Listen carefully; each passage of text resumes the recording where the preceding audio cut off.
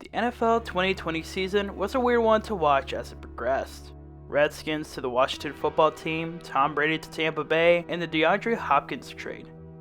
Still didn't understand that one. But what was unexpected was the rise of rookies to make a record-breaking impression. One of them wasn't even drafted. That was none other than James Robinson. Robinson came out of the pandemic as one of the top running backs, only to now be scraping by practice squad to practice squad. Today, I asked the question that no one is asking.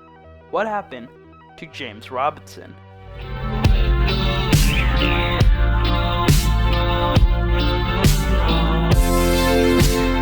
James Robinson was born on August 9th, 1998 in Roxford, Illinois, and that is where his football career began, in Roxford Lutheran High School. He would play basketball and football, where the latter, he would dominate the entire state of Illinois. By the end of his senior year, he set the Illinois High School Association career record with 9,045 rushing yards and 158 rushing touchdowns, and was named Class 4A All-State. But he was a two-star recruit, struggling with his academics. He would garner two offers, Iowa and Illinois State, but because of his snag from academics, he would settle for Illinois State beginning of 2016. Robinson would join Brock Spack in his 8th season with Illinois State, with last season being co-champions in their conference and making it up to the quarterfinals in the playoffs. James would be part of a rotation core alongside Jamal Towns and DeMarco Corbin, as well as the team's primary kick returner for the Redbirds as a true freshman. Even though he was deep in that running back room, he still shined, having 200-yard games in his freshman season against Youngstown State and Southern Illinois.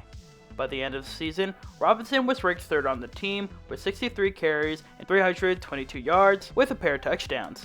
The team would make the playoffs but lost to Central Arkansas in the first round.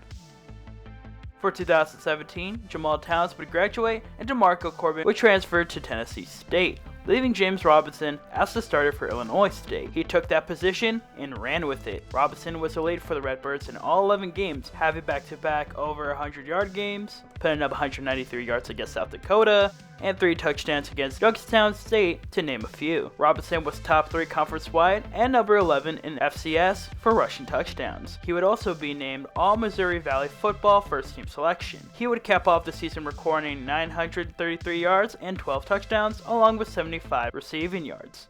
The Redbirds would go 6-5, the first time missing the playoffs since 2013. 2018 would only be an improvement for James Robinson. He went from over 900 yards to finishing with 1,290 rushing yards, 6th in the school single-season rushing record, with 12 touchdowns. He would earn Offensive Player of the Week for his performance against his play toy in Youngstown State.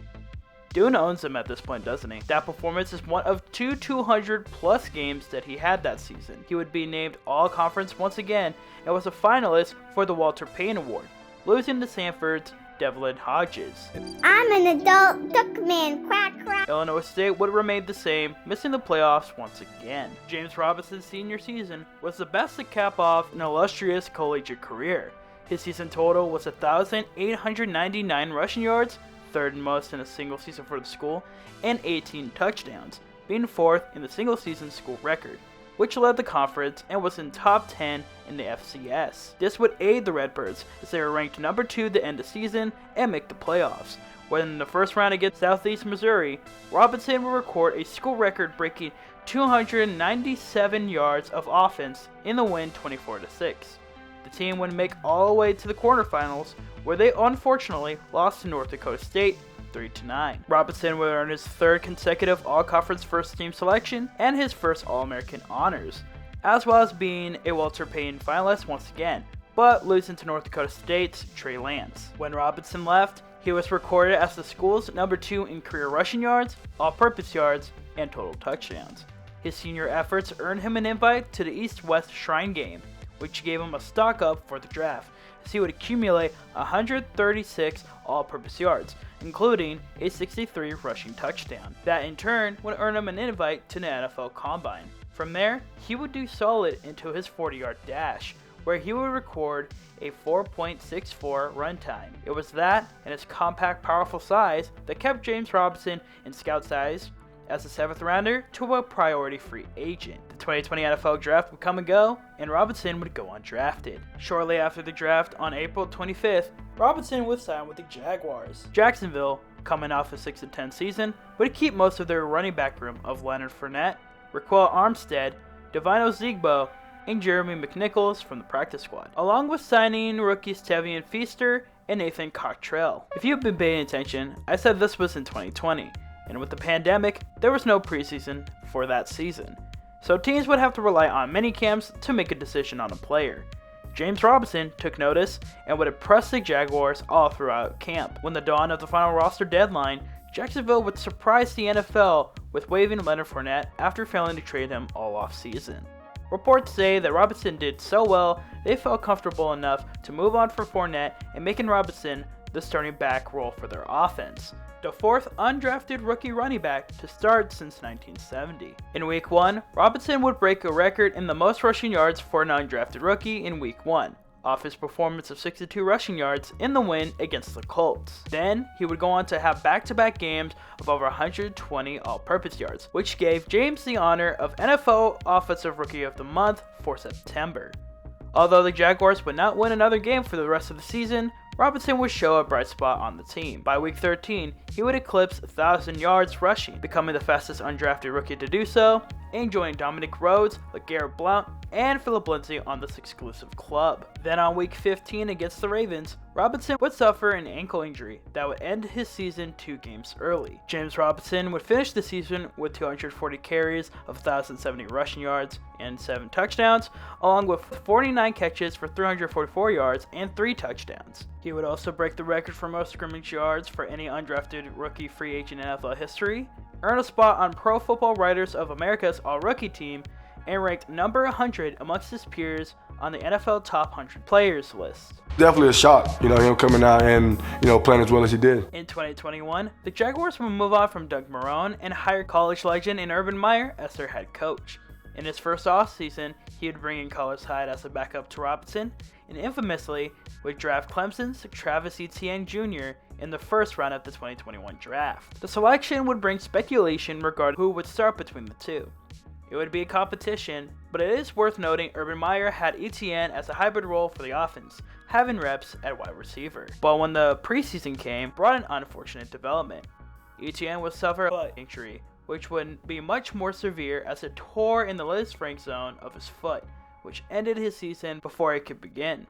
This, by default, put Robinson as the starting back heading into the season. Robinson was having a solid start, having 3 games with over 100 all-purpose yards until he suffered a bruised heel in Week 8, causing him to miss 1 game. It was business as usual for Robinson, who would continue to have a solid campaign on a Jaguars offense that still struggled in the win column. On Week 13 against the Rams, Urban Meyer would bench Robinson for 20 plays for fumbling on the first drive of the game. It is worth mentioning that Robinson has been benched for fumbles before. It was reported that he only came back in the game after rookie Trevor Lawrence asked about Robinson's status. After the game, Lawrence would go on record and stick up for Robinson, saying that he needed to be on the field. This also showed how Urban Meyer was singling out James Robinson, even in cases of giving Carlos Hyde more carries. This incident would be one of many that led to Urban Meyer's firing from the Jaguars on December 16th. 2 games later, on Week 16 against the Jets, Robinson would tear his Achilles,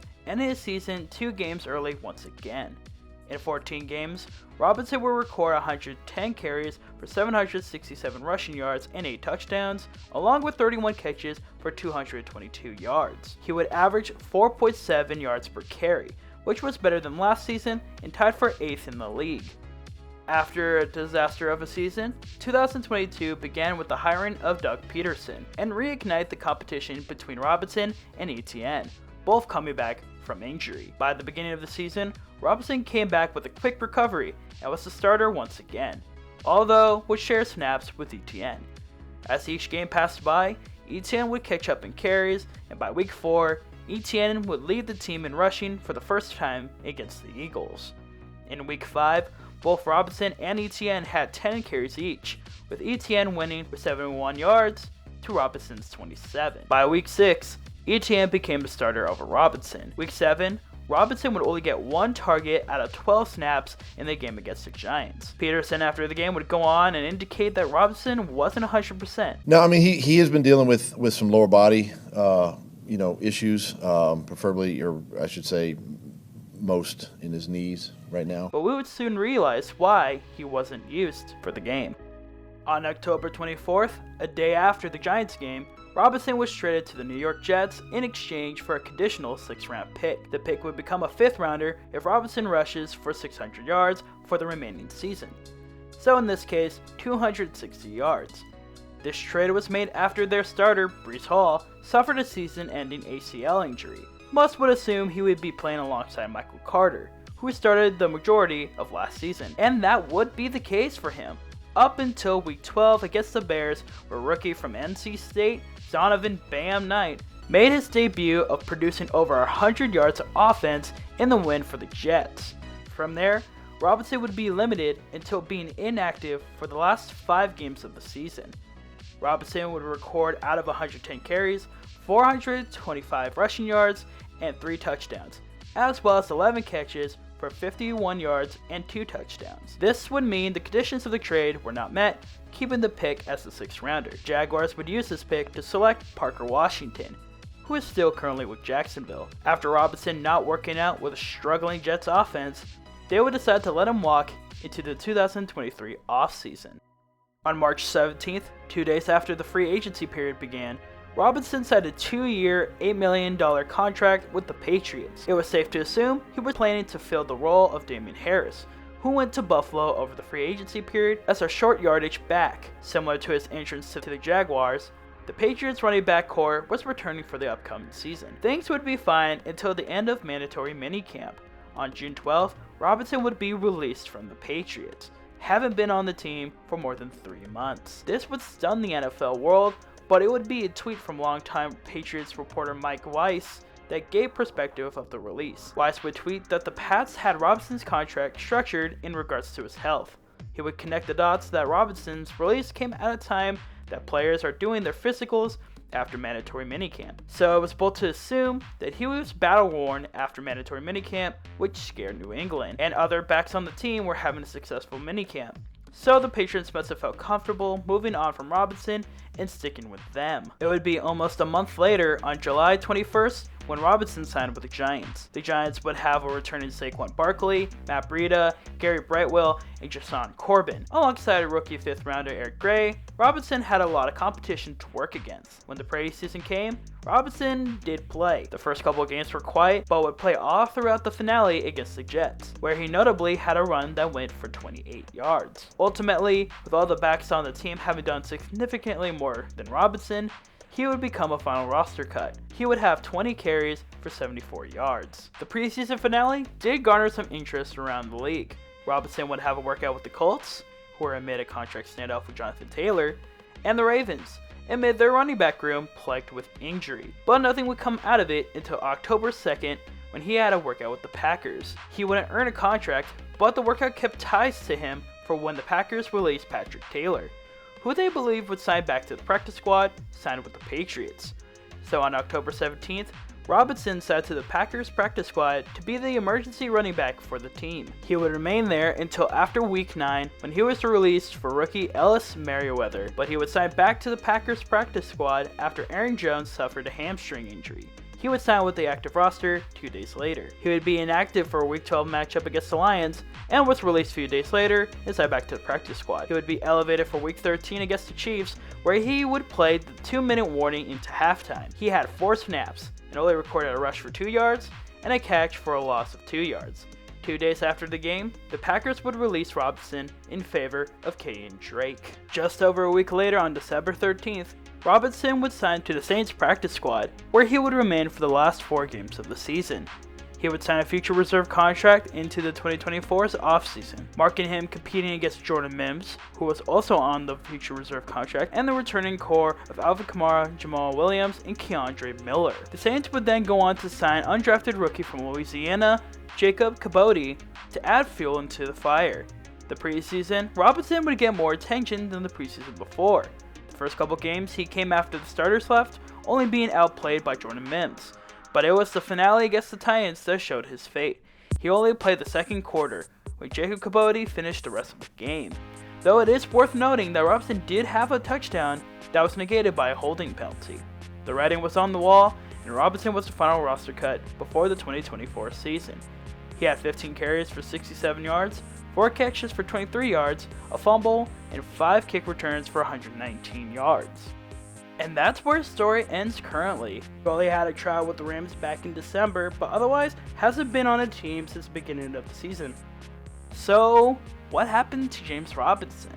Well, I believe the substantial points are the injury history and having the difficulty to keeping up with the rest of the crowd. James just turned 26 and has an Achilles injury in his career, which does go on to do damage to a running back in the long term. Also, having Jaguars indicate that he had some wear and tear before being traded, and injury concerns being a core reason why the Patriots released him, did something to his reputation. On the other point, he lost his role in Jacksonville to ETN, never matched up with Michael Carter with the Jets, couldn't pass up anyone on the Giants, was dropped twice by the Packers in favor of other options, and lastly, was passed up the depth chart by an undrafted rookie, a position he once had to a highest degree when he came into the league. Watching him in his first 2 seasons, it sucked seeing him being an outlier of NFL's radar. I still believe he can be in the league, regardless of his injury concerns. Maybe he can consider the UFL and give NFL notice that he can still ball out. Or as for mention, maybe one of his former teams gives him a chance on the practice squad. But one thing is certain to me, if this is it, dude's accomplished a lot. He's got records that not many have in the NFL. He started for an offense. You kind of forget he came into the league as an undrafted rookie that scouts thought was too slow. He proved that regardless of the obstacles ahead, you can achieve greatness. Take this move on home.